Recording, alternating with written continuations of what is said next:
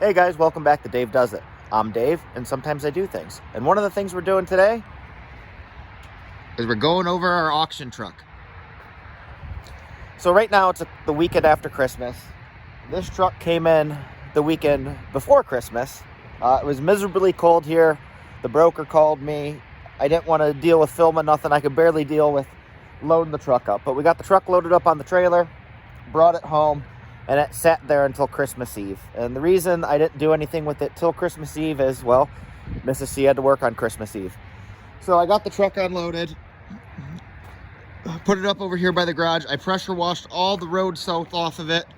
And I looked at it for maybe, 20 minutes, half hour. It's really not that bad. It's really dirty inside. Really dirty, but what do you want for a farm truck? All in all, I'm pretty happy with it. There's some body damage from it being a farm truck. The bed's pretty banged up. The tailgate did get ripped off by, I'm assuming, a fifth wheel, since it has these rails in it. And it looks like it landed here. Caught this corner of the bed over here and bent all the hinges and the latches, busted the tail light. I did order a replacement tail light. So I'm going to stick that in, and hopefully we'll be able to start using this truck shortly, at least just to get a feel with it and work some of the bugs out in preparation with the camper. But it has a pretty sweet ranch hand rear bumper on it. All the tires appear to be good, although we're not keeping them because they're mismatched and one is damaged. But it is an extremely clean, rust-free Texas truck.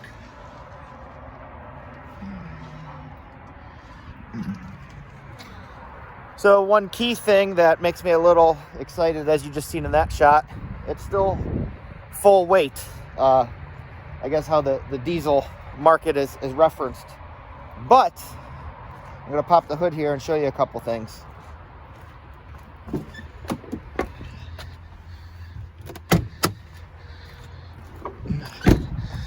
So this got me a little concerned but excited at the same time.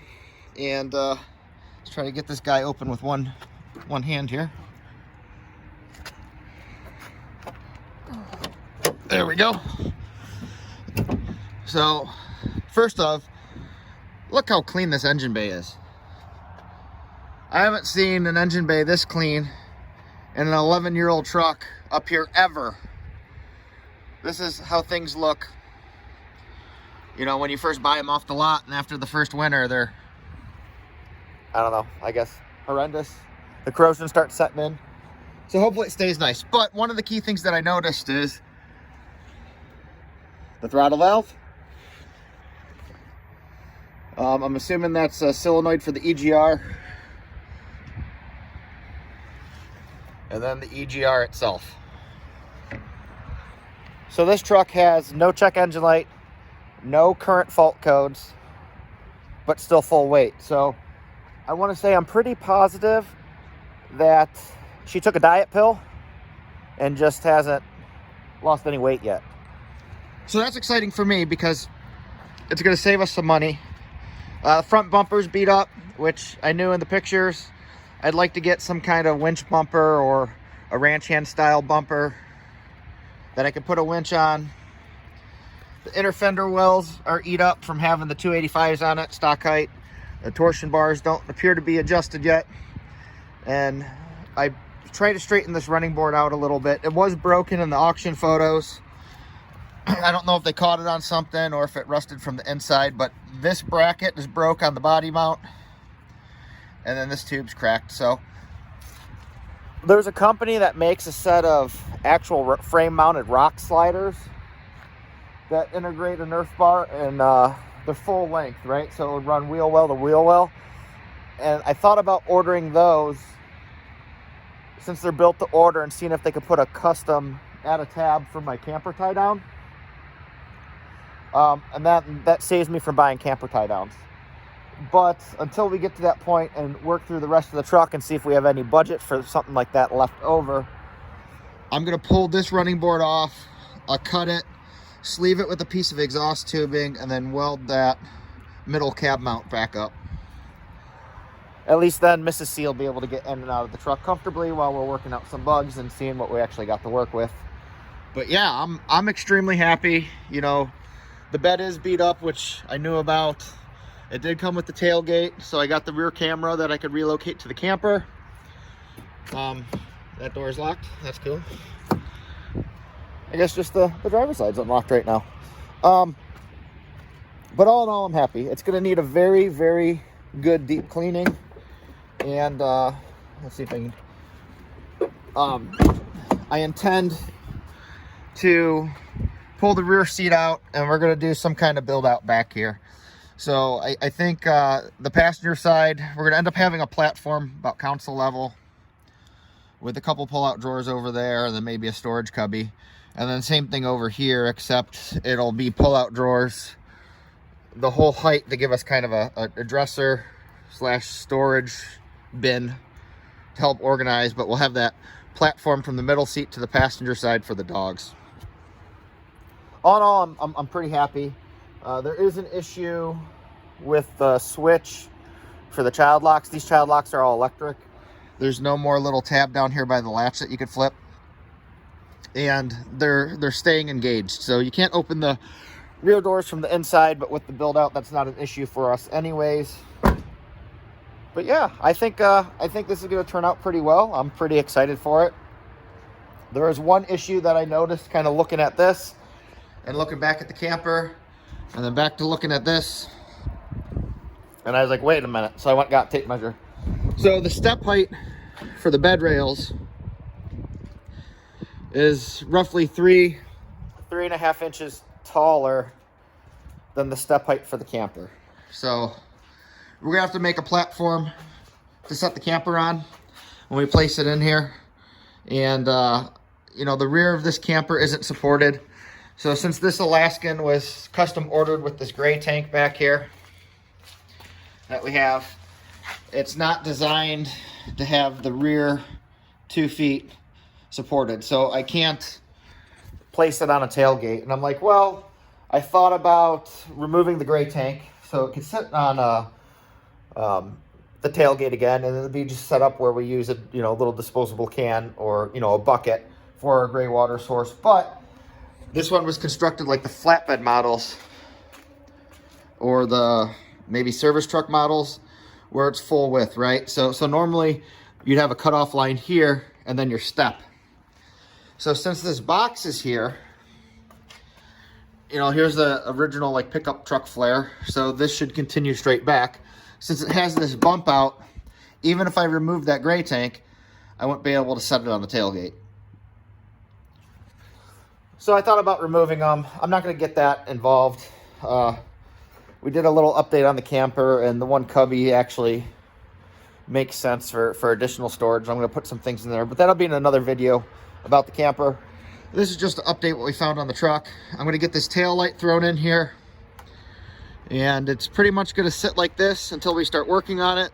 This will be the last video of this truck in the camper build series until something camper related happens. So there's a separate build series just for this truck. So videos will still be coming as we go through it and do things. I'm just kind of running them both together right now on where it fits in with the camper, right? So since this truck was bought for the camper, the auction video is in there. And, this is the first time we're really looking at it since we brought it home. But yeah, I'm pretty stoked. It is not as beat up as I thought it was. I'm extremely happy with how clean everything under the hood is. Seeing that it might have already took a diet pill is very exciting because, that saves us big money. But all in all, it's just a base model truck. I do have some more parts coming. I ordered the cluster with the color 4.5 inch display. I got a heated steering wheel coming, the clock spring, harness adapters from the Harness Doctor.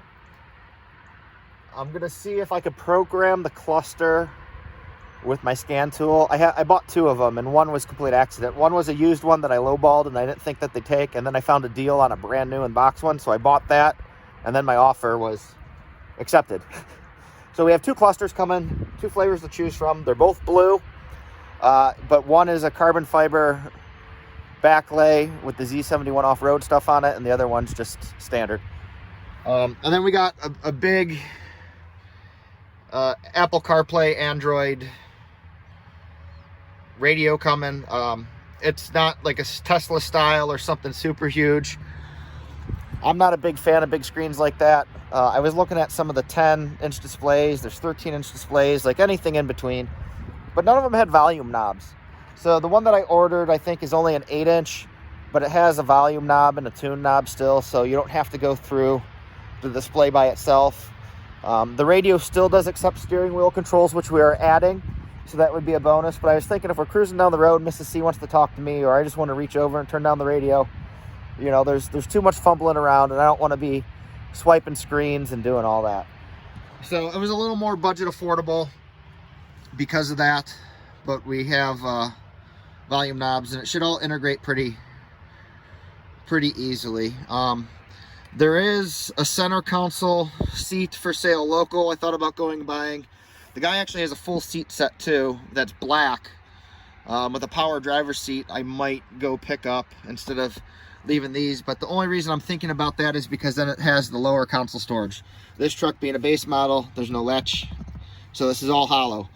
The next option model up, I don't know how it falls in Chevy for their option package or trim packages, but you have the same upper console, but the lower is also console storage too. So I may go purchase that just to have additional storage. I'm gonna make a little cup holder cubby area up here over the floor next to the floor shifter, and just have a catch-all pocket, a couple additional cup holders, and then it'll give me somewhere to mount the CB radio and the GMRS radio. They're both small hideaway units that everything happens through the handheld, but just trying to maximize, I guess, storage and stay a little organized. You know, there's not any very good organizers here. I did think about putting a full console in it, but we have floor shifts, so we can't do that. I didn't realize that at the time. But yeah, I don't know. I'm pretty happy. You know, I think most of this will clean up if I end up changing the seats. They obviously had a dog, which we have a dog, as you can see there. That's leftover dog. The only thing I don't really know about is there's like a water scum line on the roof, and poking around up there, I don't really see any water intrusion, but then knowing that dogs have been in here, I don't know if that's from the dogs like panting or licking it or something getting sprayed. I don't know, but we need to get a good day of detailing this out. Like I said, the truck is a little beat up. It's fine. I feel like we got a killer deal for what we have, especially noting that now I'm almost 100% positive it already has the weight loss pill, so that saves us more money in our budget to be placed somewhere else for this truck. You know, again, thank you for following along. You know, I'm extremely happy with what we found here. This so far seems to be a deal. I haven't driven it much besides on and off the trailer. I did take it down the street, and it seems to drive and shift good. But I won't know till I actually start using it. So I still have a couple weeks before the title comes in from the broker. They have it, but they have to flip it, and you know, it goes to them and to me and all the back and forth. So once that's done, I'll probably plate it, and we'll start getting some miles on this thing to start working out the bugs and going through it and kind of getting it ready while simultaneously continuing on the camper to get ready for some adventures. So thank you guys again, and remember, kindness is free. It doesn't cost you anything to be a decent person, and try to inspire someone.